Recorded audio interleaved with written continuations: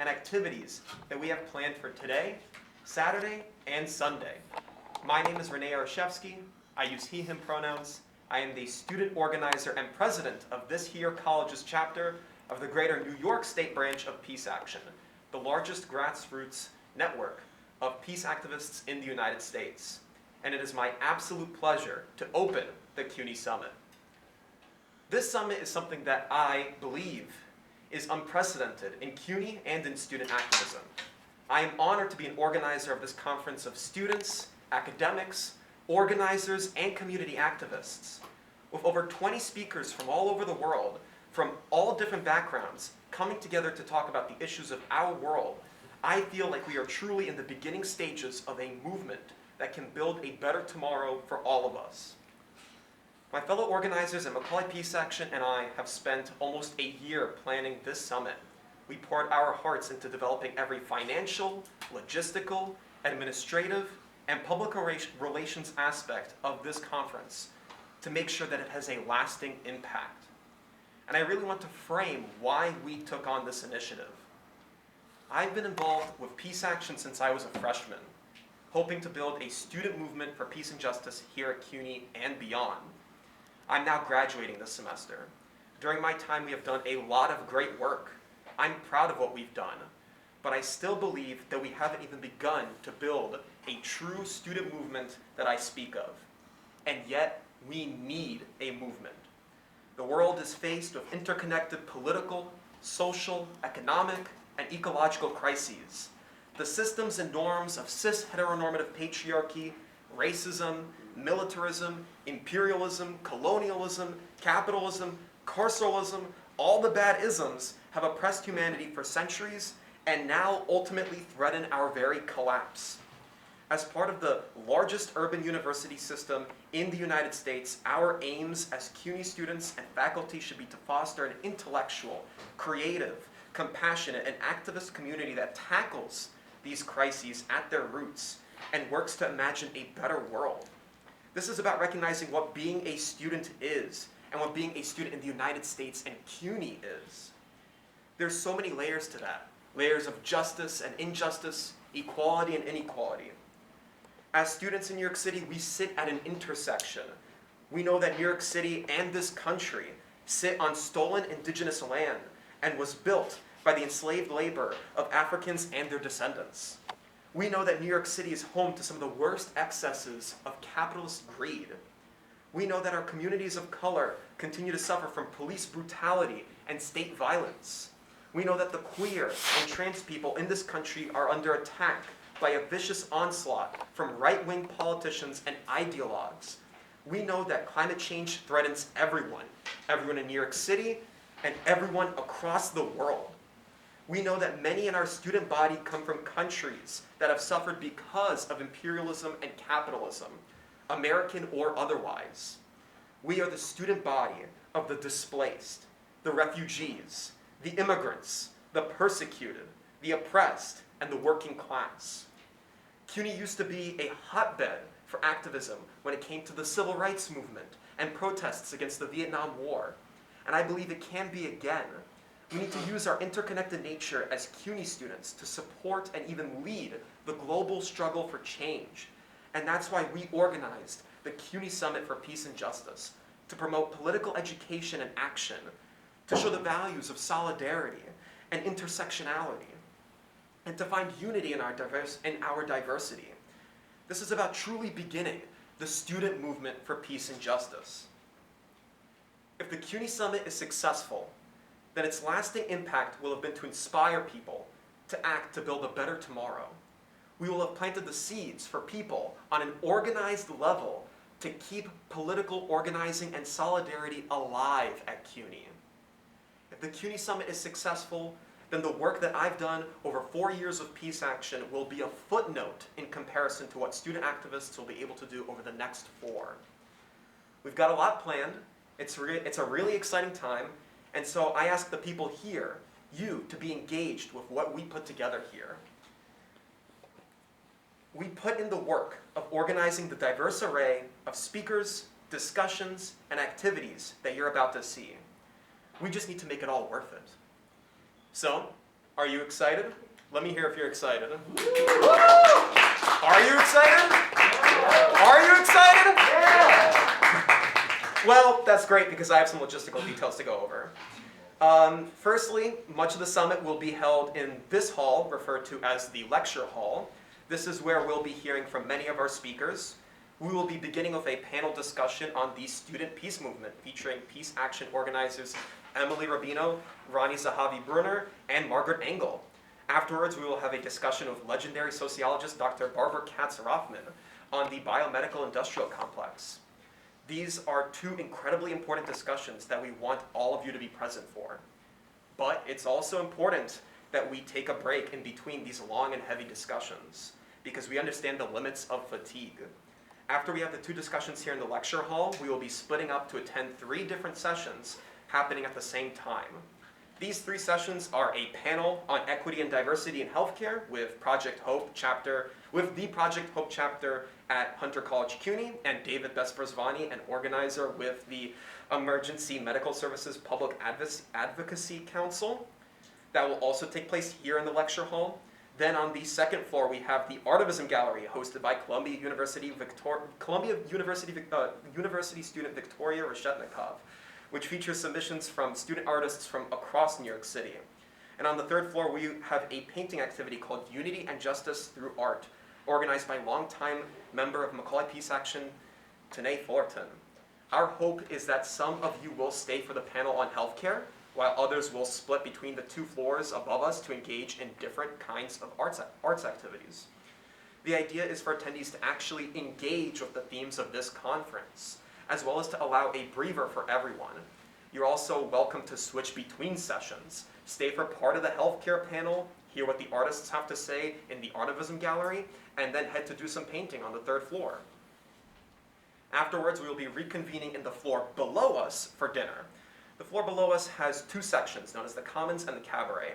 When you walk down the stairs, the Commons will be on the left, and the Cabaret will be on the right.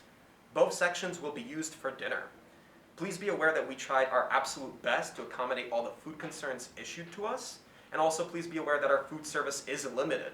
We are, after all, just a group of college students. With that, feel free to go out for food or bring in snacks. Just please be respectful of each other as we try to have an enjoyable eating experience. And let's try to keep a clean space, please. Also keep in mind that there are bathrooms on the 2nd and 3rd floors, as well as on the basement floor below in the Commons and the Cabaret. Oh, the basement floor below the Commons and the Cabaret.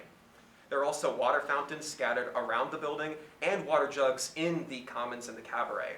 Please limit your movement in the building to just the 2 basement floors below us and the 2nd and 3rd floors above us, as well as this main floor. Dinner should conclude at 7 p.m., at which point we will come back here for a final discussion with physicist Dr. Micah Tomkovitz and Green New Deal advocate Andres Bernal on the climate crisis and ecological justice. We've got a packed day and 2 more to boot, so I understand if you're a little overwhelmed and didn't catch all the things I just said. Don't worry, I'm here to answer all your questions between sessions, and so are my colleagues on the executive board of Macaulay Peace Action. And moreover, we should have the schedule posted up soon. Again, there is another issue in which the printer broke down. Justice than to meet with our collaborators in Peace Action New York State to discuss the student movement for peace and justice. Yes, thank you for joining us. My name is Nabiha, and I'm so excited to be joining Rene in moderating this panel. We are hosting this panel and the Greater Summit at a crossroads. Just Monday last week, we marked the 20-year anniversary of the United States invasion of Iraq. 20 years ago, we saw 36 million people around the world take to the streets to protest the war, and now, decades later, we've seen the peace movement transformed by the escalating oppression of Palestinians by the State of Israel, the growing threat of climate change, and wars in Ethiopia, Syria, Yemen, Ukraine, and elsewhere. Recognizing the changing paradigms of our world, we want to take a closer look at the state of the peace movement among students today and what the future holds for us. That is why I am happy to welcome in person Emily and Roni, the Executive Director and Student and Campaigns Coordinator of Peace Action New York.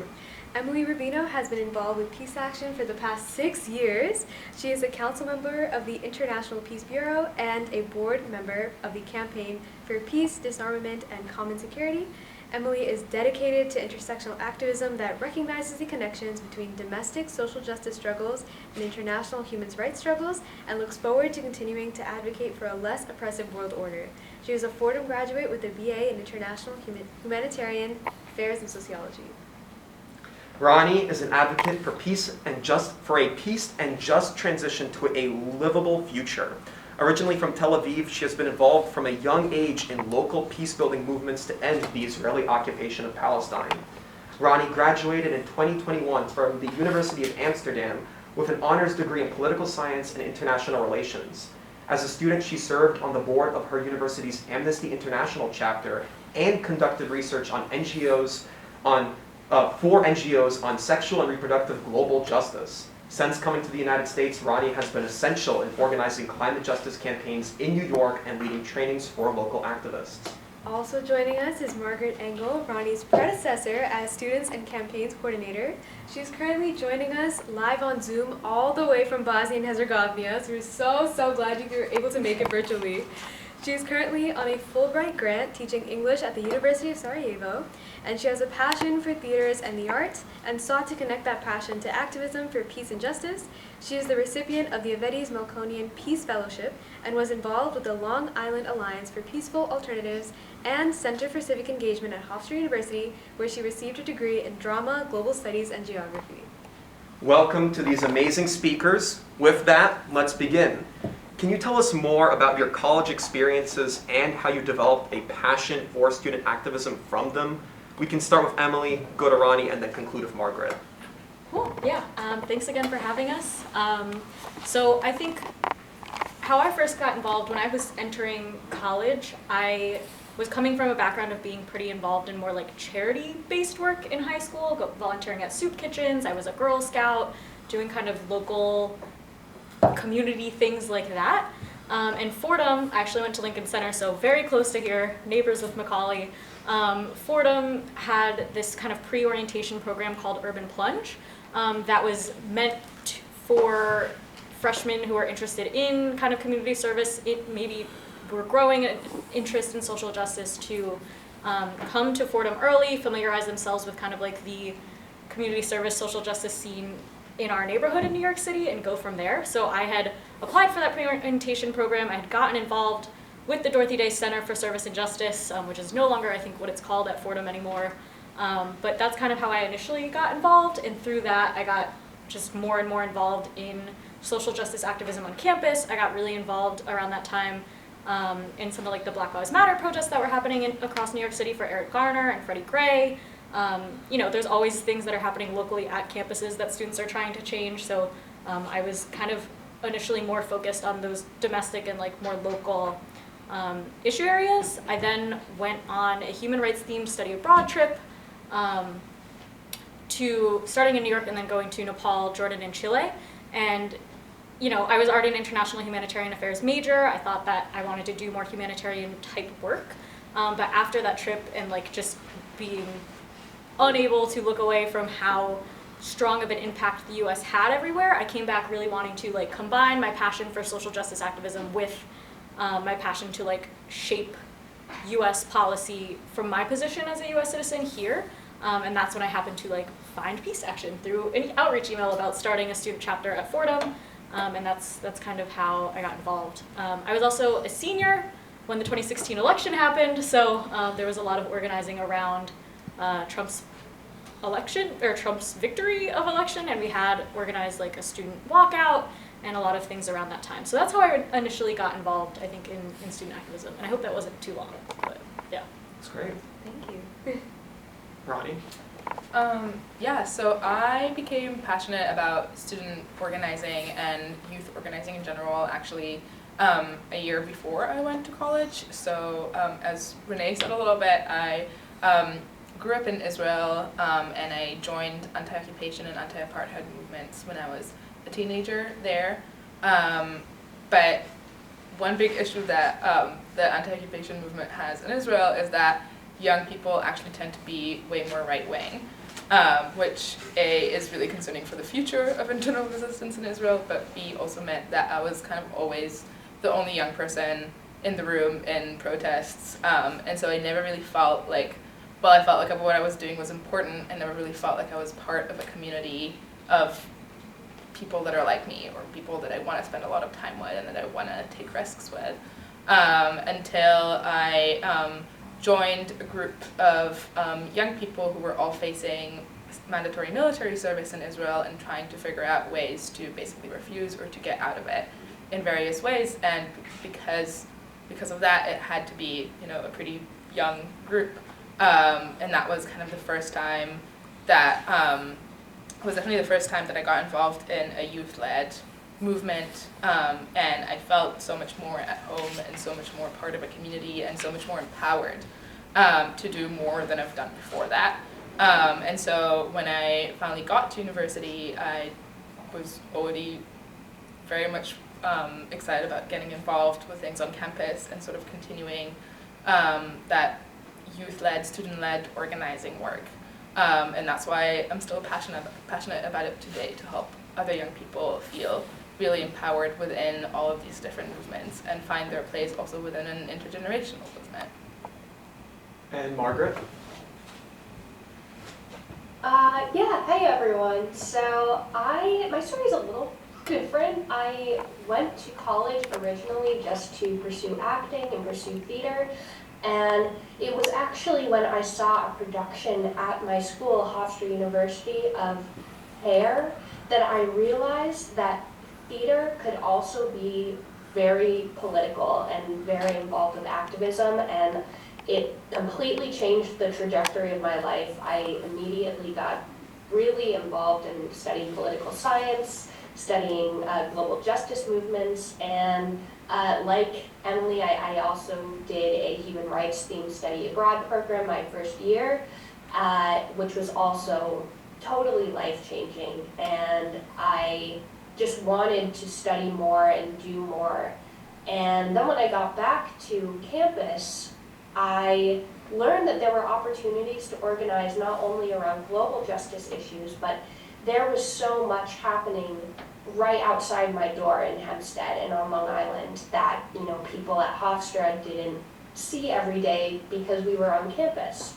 And that's how I got involved in the Center for Civic Engagement at Hofstra. I became a Civic Engagement Fellow, where I got to work with the Long Island Alliance for Peaceful Alternatives, and I learned so much about the massively inflated military budget. I learned about really specific U.S. foreign policy and how it affects Long Island. And through all of that, I learned how easily I could connect that to theater and the arts and performance too. So that's kind of my specialty, but yeah, it was like a weird journey where I tried to connect my two passions for social justice and also for theater. And yeah, I hope to maybe provide that angle a little bit in this discussion. That's it. Thank you so much. It's so interesting how your guys' journeys all started in college, but in very different ways. And now here you are together, basically leading the next generation of also college students. How would you describe the work that you have done or continue to do with Peace Action? Should I start? Yeah, we can go in the same order. Yeah. Yeah, I'd say that the work is really wide-ranging. We let our students kind of take the lead and take ownership of what they're working on, which I'm sure you know as a chapter. We want our students to be passionate about what they're working on and also have complete ownership over that. So with that comes every chapter focuses on something a little different. There's obviously points of overlap and points of unity, but I think that the fact that it's wide-ranging is really cool. I'd also say it's really creative. Our student chapters have come up with some really amazing ideas, like a CUNY Peace and Justice Summit. We've had people do lemonade for Yemenade stands. We've had people have make bath bombs, not cluster bombs sessions. And I just really love to see the different ideas that come up and what works on different campuses. So yeah, that's my very broad answer. Yeah, I very much agree with that, and I also love seeing how the students often sort of lead the anti-war movement in general in a more intersectional direction, and how much our students are passionate also about also to do events about anti-racism and about the climate crisis and about so many issues and try to connect them to anti-militarism. And that was really, really inspiring to see. Yeah, I think for students, and I definitely experienced this as a student, it's really hard to feel like you really can have any impact on anything real. You're like young, you don't have experience, you like don't have an important title, you are slowly sinking in more and more debt. And so it's really easy to feel like all of these, you know, huge corporations and huge lobbyists are so much bigger than you, and there's like absolutely nothing that you can do to combat that. But I actually think that honestly a lot of these corporations are really, really scared of the power that college students can have, because historically college students have led some really, really successful movements in the anti-war movement and the civil rights movement and so many more. And I think they recognize that, and I want to help the students also recognize that, and that is kind of where I see peace action coming in, and helping students realize that the power that they have in numbers and popular culture, the power that they have within their own universities, the power that academia and universities have, is really, really important in this struggle. Yeah, and I just want to add, like, I think one of the most inspiring ways of connecting with the students that I had when I was a student and campaigns coordinator was just being in these meetings where all of the organizers got together and they were able to exchange ideas and say, this is what's working for my chapter, this is what isn't working for my chapter, I don't know how to feel about this particular issue. And it was like just this really great dialogue that was constantly happening through the semester, and I think, you know, it goes to show, like what Roni was saying, it's easy to feel like you don't have a voice and there's nothing you can do as a student, but when you all get together and share those ideas and talk about, you know, the best organizing methods you can do to work together, it you see just how powerful a student network can be. Being a member of Peace Action, you've had to work with so many different peace groups and on-the-ground community activists. That includes many veterans of the Iraq War protests. What lessons have you gained from them that this generation of student activists should know about? This doesn't necessarily have to be everyone, because it all depends on your experiences with those veterans. So whoever just wants to shout out for this one. I could start. I actually very conveniently helped participate in an International Peace Bureau event around the anniversary of the Iraq War protests back in February. Those links I think are on our website, so if you haven't checked out that webinar yet, it's I think really valuable. There's interviews with some of the organizers of the protests 20 years ago. And yeah, but I think like one of the main things that I took away from that, one of the main lessons that I think that a lot of the people who participated in that as veterans of those protests talked about is that they are older and have the value of hindsight. I think this is not even just specific to veterans of that protest, but just in general, just the value of hindsight, the fact that this is a long game, and like those protests and mass movement were absolutely incredible. It wasn't able to ultimately stop the invasion of the Iraq War, obviously, but I think it planted a lot of seeds for peace that we've seen grown since then. So I think that the lesson of just like the impact that you're having, you might not see immediately. This work has like very little instant gratification, but I think that you need to have patience and you need to believe that the little things that you're doing are having an impact, and you have no idea what those are going to be until years and years later. Anyone else want to jump in? I think Emily said it. Was there anything else you wanted to add, or we can move on to the next question? We can move on to the next. All right, sure. So we've seen so much interplay between the anti-war movement based here in the U.S. and other social movements, such as the movement for climate action and justice, the Black Lives Matter movement, and the Palestinian liberation struggle. What do you believe should be the role of the peace movements in other movements? Where do you see the connections within these movements? Yeah, that's a really good question. I can keep my answer brief because I think Roni and Margaret will have a lot to contribute to this.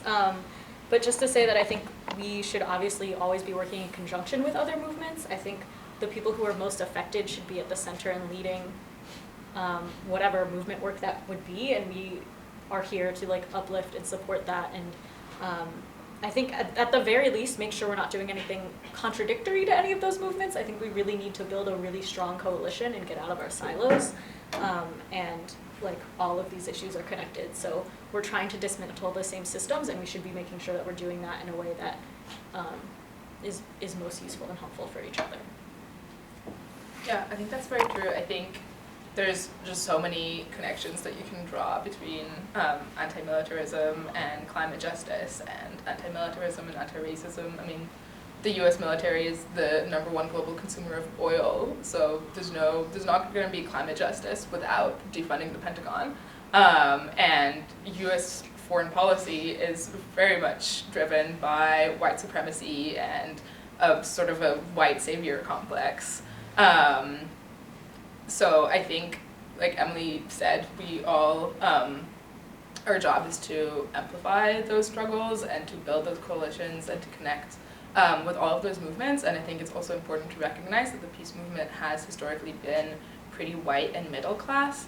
And we all need to do a better job of listening to oppressed communities and working in solidarity with them and for them, and doing a better job of building a real intersectional leftist movement. Margaret, do you want to hop in or no? Yeah, I absolutely agree with what Emily and Roni are saying, and I'll just also add that in my experience so far in Bosnia, for anyone who's not super familiar, there was a massive war here due to the fall of Yugoslavia in the 90s, and the country is still very much like reconciling what happened in their past and trying to get over that and trying to, not get over it, but remember it and try and grow. And they work a lot within the peace movement that is really specific to Balkan history and Balkan politics. But at the same time, they have so often connected their issues and their challenges with trying to have peace in their country with other issues. And so they connect it to the climate movement, they've connected it to the Palestinian struggle, because they see in countries that are struggling like Yemen and Palestine, like they see this repetition of history. And so I think it's important to note that when you have those movements that have had their struggles and are continuing to struggle, it can be this great moment of solidarity to connect with each other. And like I said about student organizers, to share ideas and have continued dialogue. So I was just thinking about that when you asked that question. Well, I'm certainly glad that we've been able to talk about the intersection and what we've gained from the veterans of prior movements. One area that I would love to discuss, and that's something that could apply to what you're talking about, Margaret, just a little bit, it's the area in which the peace movement has been divided, which is the Russian invasion of Ukraine, and then previously Russia's military intervention on behalf of the dictator Bashar al-Assad in Syria. Russia has committed atrocities on a mass scale in both countries, and yet the peace movement in the United States has struggled on a large scale to grapple with Russian imperialism in a way that they have with American imperialism. This doesn't have to be answered by everyone, but I'm certainly excited to hear some opinions on this. What do you make of this divide? Do you want to start? I can kick us off. Yeah, I mean, I think that the divide is obviously extremely disheartening to see. I think it's really frustrating. Roni and I have talked at length about this. We continue to, peace action's not exempt from this divide more than any other part of the peace movement or like different parts of the left in general are. I think it's really disheartening to see. I think the way I kind of conceive it and like kind of my what's happening is explanation is that the US peace movement is so used to the US being the main aggressor, is so used to being the one that we're the one invading countries, we have this outsized military presence all over the world, we've got this just unbelievable Pentagon budget, all of these weapons, and I don't think that the US peace movement has a lot of practice or experience in what to do when we're not the main aggressor. We didn't invade Ukraine. There's a lot of context, and we can talk about the context, and we can talk about the history, but we didn't invade Ukraine. Like, we play a role in this conflict, but that's not the role that we have here. And I don't think that we should be afraid to say that. And I also think, like, just this history, this Cold War history, I think there's just a fear of, like painting Russia as the only bad guy and, like, kind of playing into those kind of talking points. But I think that that has then pushed people so far in the other direction that it's really frustrating to see, like, why can't we apply the same standards that we would to the US to other countries and other bad actors in the world? Like, we don't have to be the mouthpiece of any government. Like, I'm not gonna speak up for the Russian government, I'm not gonna speak up for the US government, I'm not gonna speak up for any government that's, like, hurting their own citizens and other people around the world. Like, that's not my job, and that's not the job of, like, other people fighting for peace and justice in those countries too. So I think we need to build solidarity, like that grassroots global solidarity at that level, and also just take notes from other parts of the global peace movement where their countries have been kind of on the sidelines, but maybe, like, played roles indirectly in conflicts, and kind of learn lessons from them. But yeah, that's my take on it. Sorry, that wasn't very brief, but I'm sure Roni and Margaret also have things to add. No, I think that was a very good way to put it, so I'll keep my answer brief. But yeah, very much agree with everything that Emily said, and I think the key is really in nuance, and I think that is something that we often lack in the peace movement because we want to have some really short demands that we want to just shout in the middle of the street, and we don't want to think about it too much, but we have to think about it, and I think there is a way to object to NATO militarization while also calling Russia imperialist, and it's not either or, and we need to recognize that the world is very complex, and it's complex because we live in very intricate system of neocolonization around the world, led by a lot by the US, but also by different countries and different superpowers, and we need to recognize that it's difficult to talk about and it's complex to talk about, but we can't shut down the nuance of it.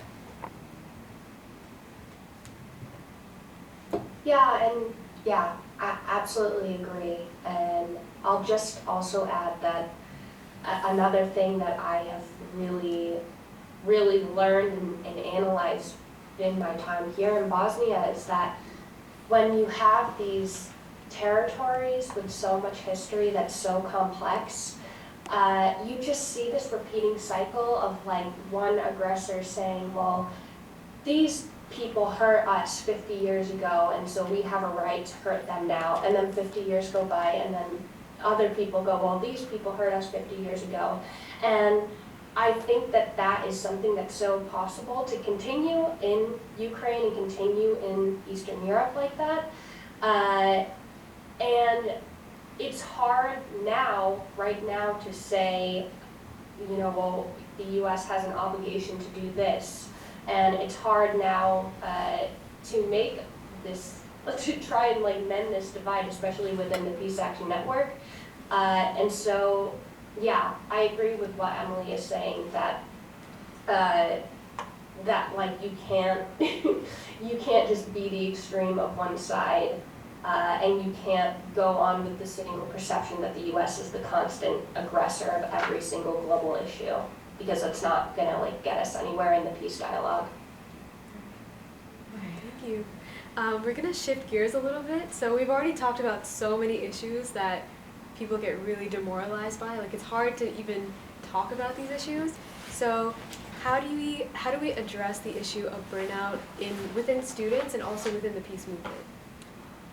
Yeah, that's a great question. I think really probably. Could you say it again? I couldn't hear. Yes, I asked, how do we address the issue of burnout within students and the peace movement? I think we need to recognize that it's not any one person's role to fix everything. Like, that's just never gonna happen. And with that being said, I think that, like, rest is really important. Setting boundaries is really important. No, like, being able to say no to things, knowing where your limits are really important. I say this as someone who's, like, pushing my own limits right now. But I think that part's really important. Then I also think building community and finding joy are really important. I think it's really easy to focus on the seriousness of these issues, the weight of them, right? Like this is heavy stuff, and it affects a lot of us like very personally in different ways. But I think like the way that we stay in it is also by like finding those moments of joy, remembering what we want to work towards instead of just what we're working against. I think is really, really important. Yeah, it's honestly a little concerning as the person who is a lot in contact with our student organizers to see how burnt out people are. And I also feel very burnt out. I'm 23, our students are younger than that. Our students are like in the range of like 18 to 21 usually. And they all feel burnt out, and that's concerning because they have a lot more years to be activists. And so it's way too early for them to feel burnt out. But it's also not super surprising because we live in a country that is kind of designed to make us feel burnt out from activism, and like we don't have community. And like everything we do doesn't really have an impact. But I think that the way to combat this sort of neoliberalist structure is through community, like Emily said, finding community in your fellow students, your fellow organizers, and trying to build the world that you want to see together and focusing on that. And I think it has been harder in the past few years because of COVID to really find and focus on that community. Which is maybe a big reason why our students feel more burnt out now. And Margaret, do you want to add anything? Yeah. Again, they both put it so well, and I just want to say like something I always really appreciated in terms of working within the Peace Action Network is that so many people were super big on advocating for rest and taking the time to be in outdoor spaces sometimes and having that community and making sure you can rely on people and not just putting the whole weight of the world on yourself. And I think Peace Action has always done like a really beautiful job with that. The goal of the CUNY Summit for Peace and Justice is to catalyze a student movement here in New York City. Now we've talked about the intersections between peace movements and other movements, national liberation, anti-racism, climate struggle. We've talked about the burnout, we've talked about the divisions regarding Russia, or the nuances that we have, building narratives, talking about community and how activism can be restorative and joyful. But for any people who are looking to get involved, maybe they haven't yet, maybe they're just starting to dip their toes, do you have any word of advice for getting involved in and getting excited about student activism, considering everything we've talked about so far? Yeah, I think the piece we were talking about around community is really important. Find folks who believe in the same things that you do, that are also excited about it, or at least like very willing to learn more and find ways to jump in. Obviously, like we're all with Peace Action New York State, so like join us if you're not part of a chapter yet, and there is one at your school. Don't be afraid to like hop into a meeting. If you're from a school where there's maybe not a campus yet, feel free to start one. You can learn more about us on our website, which is panys.org. Come up to Roni and I, we're here. Our board chair, Sally, is here. Some of the folks tabling for Move the Money are also part of Peace Action New York State. If you're not a student and you want to get involved, you can become a member of Peace Action New York State. And if we're not your cup of tea, there's many other organizations out there that you can also look to and get involved in. But I would just say, like, start somewhere. Like, see what drives you and what you're excited about and what you're passionate about, and find other people that feel the same way and that want to work with you. Yeah, join Peace Action if you haven't already. And yeah, I think especially for students who might only be getting into this now, I think it's really important to say, like, don't listen to your imposter syndrome voice in your head. You don't have to have like years of experience of doing activism in order to start doing activism. You don't need to know everything about the US military or about colonial history to start doing this activism. All you need is some vision for what you'd want to see be better in the world, and go from that. Yeah, exactly. You don't have to know that your career is destined for the capital, and you don't have to say, I'm going to lobby every day for the rest of my life. Just start somewhere if you're interested and learn what you can from your fellow students. And you can do like what I do, which is take something that you already are passionate about and see how you can connect it to activism, because I promise you that you can think of pretty much any field and there is some type of activist aspect about it. You can engage with what's happening politically with that field. And that's a really good way of starting out and connecting with other people who are interested in it too. And join Peace Action. The good news is we are actually doing fantastic for time. We have some time left, so we would like to open up questions from the audience. So if anyone has a question, feel free to ask now. Otherwise, maybe Nabiha and I will ask more. Yes, over there. I just want to say that, like, I really appreciate, especially the comment Can you made speak about. up? I'm sorry. I just wanted to say, like, I really appreciate the comment made about using joy as resistance, in the sense that, you know, when I think about youth participating in activism, a lot of, you know, the fact that they are youth and it's like we're in a time in our lives where we want to experience being a youth, but we also want to participate in activism, in being part of the conversation of like international affairs. But, you know, we're also the same person that just wants to watch cartoons on Saturday, right? But that shouldn't undermine our efforts in this global movement. So I'm wondering, how can we still participate and, you know, still not have our efforts be undermined because we are still young and we still want to, you know, experience our youth? I can start if you want. Yeah, I mean, I think that that's a really good question, and I think that that's, I think it goes back to the point that, like, it's not on any one of us to, like, be the one to fix it all, right? Like, we're multifaceted human beings. There's just so many, like, this is something I will always care about and that is always on my mind, but that doesn't mean that, like, this is what I'm doing 24/7, right? Like, I love the Real Housewives franchise, like, all of the Real Housewives franchise. I love, you know, just, like, cooking and baking a lot. I love doing different things, and I think we need to make time. I love plants, like, I love things that bloom. So I think, like, we need to make sure that we're able to, like, appreciate and cultivate and celebrate all of these different facets of who we are. And caring and being an activist is one of those many facets, and it will probably permeate a lot of those other areas of your life. But I don't think there's, like, anything wrong with wanting to watch cartoons on a Saturday, right? Like, also, like, youth, and I'm saying this is, like, I'm 28, so, like, I don't even feel that young anymore. I feel old, but, like, y'all were dealt, and, like, me, myself included, like, we were dealt a pretty bad hand, right? Yeah. Like, we are inheriting all of these problems that we had no part in creating. And it's not our generation, or generations, I guess, at this point, alone. It's not our job alone to fix this.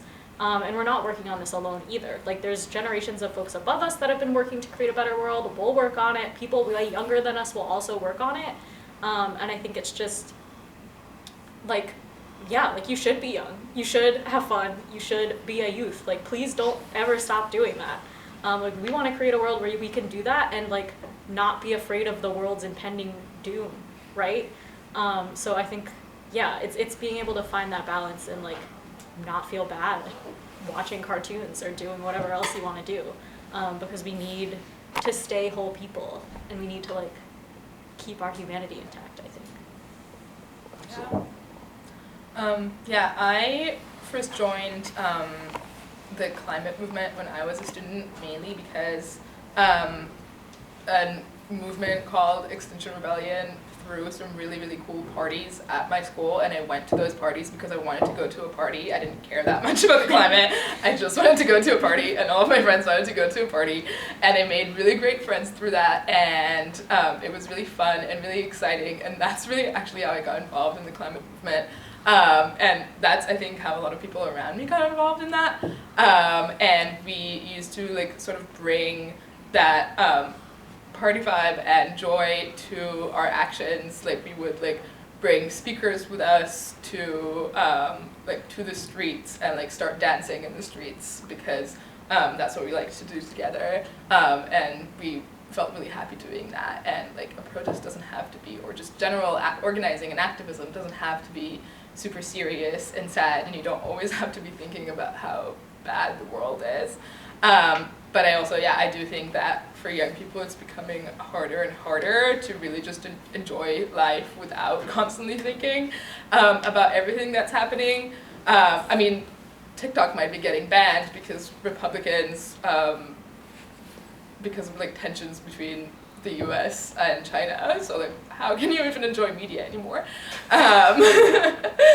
So I think there's also a point where it's like you don't feel much choice but to join these things, and I do think it's really, really important to find a balance between doing stuff that you enjoy and organizing, but also sort of combining those two together. Margaret, do you have anything to add, or? Just so true. Yeah, I agree with both of them. I did see someone's hand raised, but before I get to them, I just wanted to ask one little follow-up, or not even necessarily as a question, but just to bring up like Margaret, for instance, came to the movement through the arts. And, you know, Roni just mentioned how she came through the movement. And so, like, Macaulay Peace Action, the events that we've had include like sustainable fashion, where we actually have clothing swaps. We've had planting, recycle your roots, where we're actually painting pots, and we were talking about ecological sustainability. So, you know, some of the fun ways that we can actually enjoy life is also some of the real ways we build the bonds needed to actually establish a movement.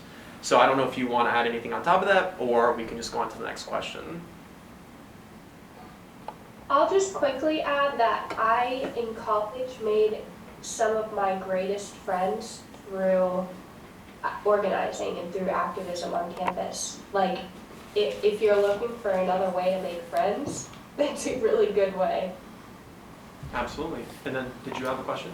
Yeah, I came in late, and I apologize, and somebody may have spoken about this already, but I don't know whether anybody saw on PBS a few nights ago, the American Experience. It was a program called The Madman and the Movement, and it was about the Vietnam War. Did anybody talk about that already? Mentioned that CUNY used to be a hotbed for protests during the Vietnam War. That's pretty much it. So you're bringing new stuff. I was in college at the time, and I was very much a part of that. And when you say some of your best friends came out of the movement, I mean, that was life-changing, and it eclipsed anything else I wanted to do. And while we were organizing and demonstrating and marching, it was very frustrating at times because it didn't change. The war did not end because we went into the streets. However, the point of this program was that Nixon and Kissinger had this plan as to how to be victorious in Vietnam, and that was to make them believe that he was crazy enough to drop an atom bomb on Vietnam. And they really followed through with this strategy, and he may well have done so. And there's lots of stuff that's been written about this now, and they believe now that the people in the streets, that maybe we didn't end the war that day, or that week, or that month, but they stopped Kissinger and Nixon from following through with their plan because they knew that the Vietnamese saw that the American people were not going to stand for this. And the message from that, there's a woman named Cora Weiss who was from Women's Strike for Peace, and at the end of the program, it's really, I recommend it. At the end of the piece, she said, never believe that you are not having an impact, because even if you don't see it immediately, the fact is you are having an impact.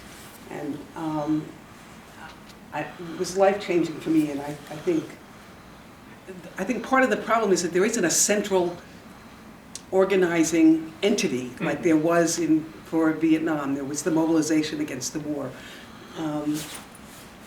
But I wish there was something like that. But in the meantime, whatever you're doing is wonderful.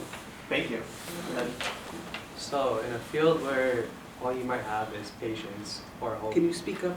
Yeah. Could you stand up so we could hear the Of course. So in a field where all you have might be patience or hope, and you feel like you moved one step forward, and everything else is pushing you 2 steps back, how do you deal with the restlessness, or sometimes feeling that hope isn't enough, or everything you've done might move you forward a little bit, but you can't deal with the overwhelming forces that push you back, especially when sometimes you feel like you're small and this big world is too much to handle and everything we deal with might be overwhelming. How do you find yourself to stay grounded? Who wants to? Up to you guys on how you want to approach the I question. can start. I just feel like I've started a lot. So We could go reverse order, or Margaret, do you want to start, or Roni? I did not super hear that question very well. Rene, would you mind just repeating the question to me? Essentially, and correct me if I'm wrong, but it's about like knowing that, trying to deal with the doubt that like while you may be taking one step forward, like the movement of the world as a whole and its systems kind of push you 10 steps back. And so it's kind of like, how do you feel to deal with that kind of cycle of like, is there actual progress being made, and how do you deal with those doubts, and how do you reassure yourself? Did I get that right? Okay, yeah. Honestly, I think like I always hear from older people that we're like this doomsday generation, and we are always constantly saying, oh, c'est la vie, we're destined for this horrible future. And I think as long as there's talk like that, there's need for a peace movement. As long as there is, you know, these really oppressive institutions in place, there's need for a peace movement. And so it could feel like you're taking 2 steps back, but if you're there, if you are having the dialogue, if you're connecting with people, and you are spreading these ideas every day or every chance that you get, then you're moving forward and you're doing the work, and there's going to still be need for a peace movement 100 years from now, but we might be dealing with completely different issues, and we might be dealing with the same issues, but no matter what, like we're still going to exist as long as we keep doing the work. Yeah, I think, like Margaret said before, a lot of my closest friends I made through the organizing world, both at college, after college now. And I think what has been really helpful for me is to be with like-minded people who I can vent to when I open the news. I think it was much harder for me before, when I felt like I was kind of alone in it and felt a little crazy from going crazy by these things that are happening, and it feels so much better to be around people who are like, no, like the world is insane, like this is not normal and this is not the way that it should be, and feel really affirmed in that, and feel really strong in the fact that I have a whole community around me that really cares about the situation that we are in right now. So I think that just has been very, very grounding for me. But it is also just sometimes difficult to stay grounded and to keep doing the work. And I think it's important to say that it's hard. Yeah. I mean, I'll say that there's definitely times where like things look pretty bleak, right? And there's times where like, you know, it's our job as activists and organizers to like be motivating others, and sometimes it's very hard when you personally are feeling a little down and feeling the weight of all of these issues. But I think celebrating the little wins, and there are occasionally little wins, believe it or not, like just this week, last week, my sense of time's a little warped, but just this week the 1991 and 2002 authorizations of military force were repealed, which was like, should have happened, right, like years and years and years ago, but that's a huge victory, and like that is something we're celebrating, and that is something like we played a role in doing, right? Like it wasn't us alone, but like we have been working on that issue for a long time, and we have other authorizations of military force to repeal, but like that's something I'm like excited to celebrate. And yeah, I think like finding friends, finding community or that you can talk to and vent to are really important. And a quote by just a really amazing person, organizer, active, like prison abolitionist activist that I love, Mariam Kaba, has is hope is a discipline. And I think that that's really true, right? Like, I don't think that it's just like, I mean, I don't think I'm just inherently an optimist, right? Like, there's times where I'm extremely cynical and like definitely don't see anything good, but I think that the idea that hope is a discipline is really important. It's something that we need to practice and remind ourselves, and it's something that it takes work. So that's something that I'm always working on, is like keeping hope as a discipline. Absolutely. And then I saw, yes, one more question. Hi, I wonder if you formed an alliance with any other school, you know, a school on the other side of the tracks, if that's, or whatever, a school in a, I mean, Macaulay is a very elite place, even though it has people from different economic groups. You know, have you formed an alliance with a group of students in another, from another context? I wonder. That's an interesting question. So Peace Action New York State is composed of plus 15. 15 student chapters, and we've been familiar with all of them. We've worked with many of them. One other amazing event that happens with Peace Action is the Student Peace Conference, which also took place in this very building, but downstairs in the Commons in the Cabaret. And that brought student activists from Niagara Falls all the way to Long Island. And so it's really amazing to see student activists come from all over New York State. Is it enough? Not necessarily, but that's why we have this summit as it is. And Macaulay is, you're right, an elite institution. And there's been campaigns such as the Macaulay So White campaign, which tackles the fact that Macaulay is disproportionately whiter than the rest of CUNY. Having said that, because we have those campaigns, we are trying to open Macaulay up, number one, and number two, because of Macaulay's unique position as an institution that connects 8 different campuses, Queens College, all the way to Lehman, all the way to the College of Staten Island, we have potential that really few other college and university institutions do have, which is to connect CUNY students, connect students in college from all 5 boroughs of New York City. And so the goal here is to actually try to plant the seeds of what we're doing here. So while I am a Macaulay student and Nabiha is a Macaulay student, Nabiha goes to Hunter College. I go to Queens College. There are Brooklyn College and City College students here in the room, and I know there are also people coming all the way from Columbia University to help facilitate the Artivism Gallery that we're helping to facilitate. So from the Macaulay Peace Action approach, like, that's the whole purpose of the summit, which is to really plant those seeds to ensure that we can really make alliances, because cross-campus organizing is the most essential thing in order to facilitate a student movement, because it's not just contained to one campus. So that's the Macaulay Peace Action perspective. Is there a greater Peace Action New York perspective on that? I would just say that we like encourage all of our chapters to communicate and like work together whenever they can. So things like our Student Peace Conference that just happened like a month ago here, we tried to bring all of our students together in one room, which is really great for a weekend of trainings and skill building and like being able to interact with each other. We also have monthly student network-wide conference calls, and those conference calls are another opportunity for all of our student chapters to be together and share what they're working on, and as Margaret mentioned earlier, kind of share some of the struggles that they're having, help support each other in coming up with different solutions, sharing what might have been successful on their campus and maybe want to work on another. So yeah, we try to like make our network a network that doesn't just have to communicate directly through Roni and I, but that feels comfortable like working with each other. Anything else, or? I think you both said that really well. Yeah. Thank you. All right, thank you so much. Do you have any final thoughts for the audience before we conclude for today? Just thanks for having us, and yeah, excited to see what the rest of the summit holds. Thank you for coming. Wait, sorry. A little bit more words. Sorry about that. But yeah, thank you so much to the 3 of you for taking the time to address this body of students and activists in your roles as organizers of students and activists.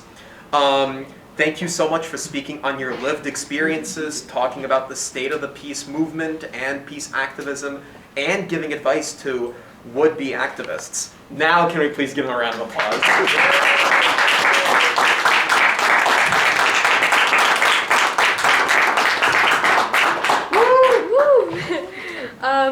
that, we are concluding our first panel discussion of the day. So we're gonna say bye to Margaret. Thank you so much for joining us. Bye. Thank you so much. And now we will let Aisha Khan and Sierra Santiago take the stage with the amazing Dr. Barbara Katz-Rockman for the next session. And you guys can exit with me. Thank you so much.